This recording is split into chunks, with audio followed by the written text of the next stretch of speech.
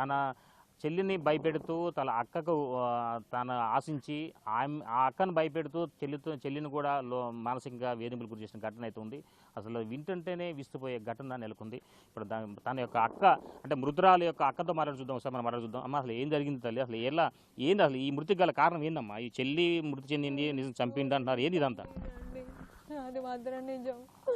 దాంతో మంచిగా ఉండకపోతే చంపేస్తా అని అనేటోడు, నన్ను ఏదో ఒక చికాకు చేసేటోడండి. మా ఇద్దరు జీవితాలతో ఆడుకున్నాడండి. తెలియదండి ఆ టైంకి మనకి. నాకు అట్లా అనిపించింది, మరి ఏమన్నా చేసిండో ఏమో. ఏదో చెప్పిండు, ఇక ఉద్యోగం ఇప్పిస్తా అది ఇదని అప్పుడు చెప్పిర్రు. మా చెల్లికి కూడా అప్పుడు మా చెల్లియే ఫస్ట్ ఈ రాక మనం ఇక్కడ ఉందాం, మంచిగా కలిసి ఉందాం అక్క అని మంచిగానే అంది. అది కూడా నేను సరే మంచిగా ఉంటది కదా అనుకున్నా. ఈ మా గొడవలు అయితే కూడా అవి కూడా పక్కకు పడేసి సరేలే ఇక ఎందుకు అని అనుకున్నా. అయిపోయింది, వాడిని వదిలేసేయి, వాడెందుకు నీకు అది ఇదని మాట్లాడింది. నా చెల్లి నాకు సపోర్టివ్గానే మాట్లాడిందండి, నాకు మంచిగా ఉందండి. కానీ వీడి బెదిరింపుల వల్లే అండి.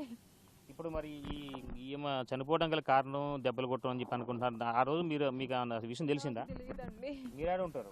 నేను మా అమ్మోళ్ళ దగ్గర ఉంటున్నా. వచ్చి హైదరాబాద్ నేను ఉండలేదు. మిమ్మల్ని బెదిరించిన సందర్భంలో మరి మీరు మీ పెద్దలు చెప్పారా? చెప్పినాం కానీ వాళ్ళని కూడా బెదిరించేటోడండి. కొట్టాడండి, చాలా సార్లు కొట్టాడు. అటు దాన్ని నన్ను అంటే కొంచెం ఏదన్నా భయపెట్టిస్తే కేసు పెడితే ఎందుకు ఉద్యోగాలు పోతాయి కదా, అందరం ఇదైతాం కదా అన్న భయానికి కేసు పెట్టొద్దని అనుకొని ఆగినామండి. మేము కేసు పెడతామని చెప్పినాం.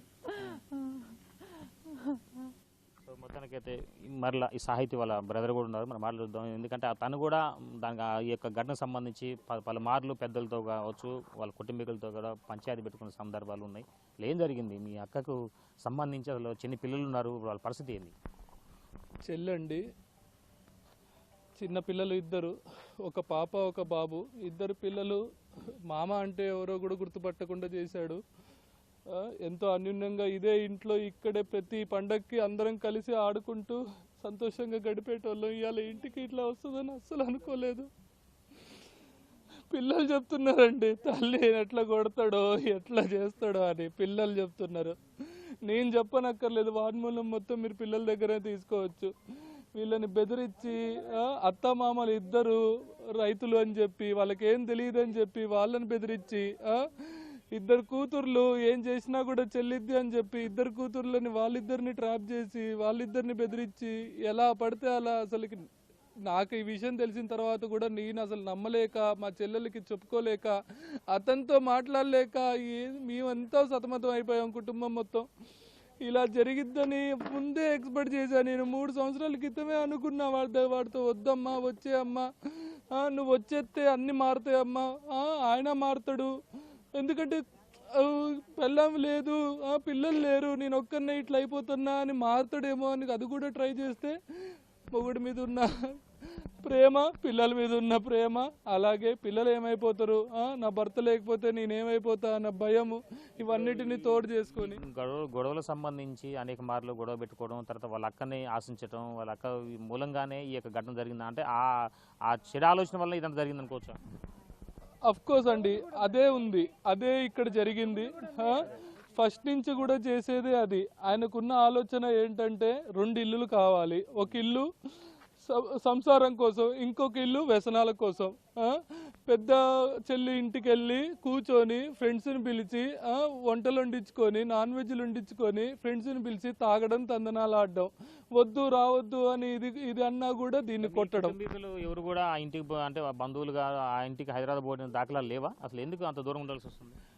మేము వెళ్ళామండి. ఎవరంటే మా తల్లిదండ్రులు వీళ్ళు కూడా వెళ్ళారు, వెళ్ళి నచ్చజెప్పారు. పంచాయతీ ఖమ్మంలో పెట్టాము. ఖమ్మంలో మల్టిపుల్ టైమ్స్, 1-2 సార్లు కాదు, మల్టిపుల్ టైమ్స్ అండి. వాళ్ళ తల్లిదండ్రులను పిలిచాము, వాళ్ళతో కూడా మాట్లాడించాము.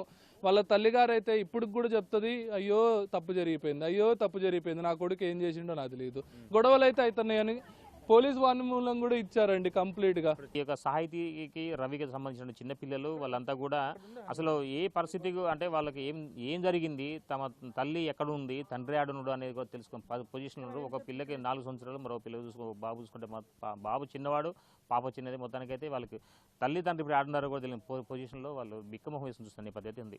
కానీ ఆ ఇద్దరు పిల్లలను చూసిన తర్వాత వచ్చిన బంధువులు కావచ్చు అందరూ కూడా గుండె దొరికిపోయేలా ఏడుస్తున్న ఘటన ఈ ఖమ్మం నగరంలో చోటు చేసుకుంది. ఇది కొంత తాజా పరిస్థితి. సంపత్తో భాస్కర్, బిగ్ టీవీ, ఖమ్మం.